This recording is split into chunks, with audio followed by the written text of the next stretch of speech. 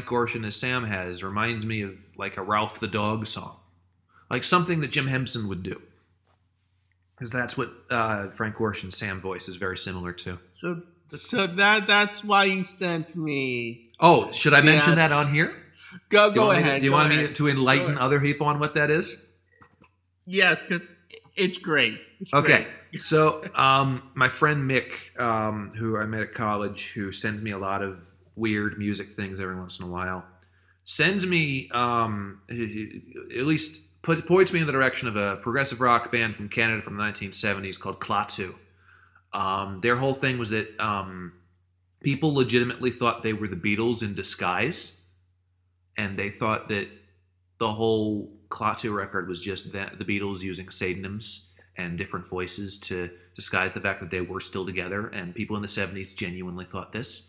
And so I'm listening to this album, and I'm like, okay, I can see where people would think that Klaatu would be the Beatles. And then I get to this one song, the second to last song on the album, called Sir Bodsworth.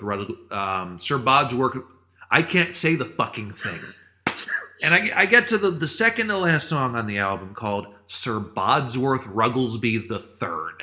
And it is a full-on pirate shanty kind of thing done in a very Rowlf the Dog-like voice.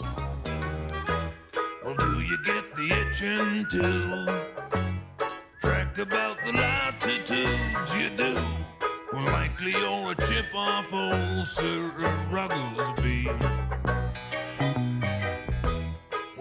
And I sent it to Mark.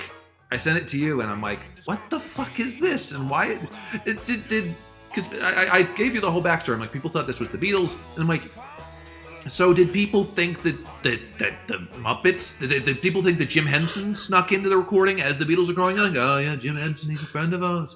Yeah, you can go into the recording group. Like, it's hard to go like from a crushing of Beatles, Muppets, Beatles. Like, it doesn't really work like that.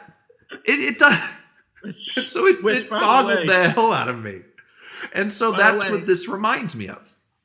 I would have loved a Jim Henson Beatles collaboration. That'd be amazing. It would have been amazing, yes. And this is the closest thing I'm getting to it. I'm happy because it legitimately sounds like Rowlf. And that sounds like something they do on the Muppet Show. They would do like a pirates Santee sung by Rowlf the Dog on a piano on a pirate ship. That's something that they would do on the Muppet Show. So it's not. Can you imagine if Paul McCartney were to come on the Statler and Waldorf? Oh, I'm so disappointed now. Why? What's that? I thought that one was supposed to be dead. Oh.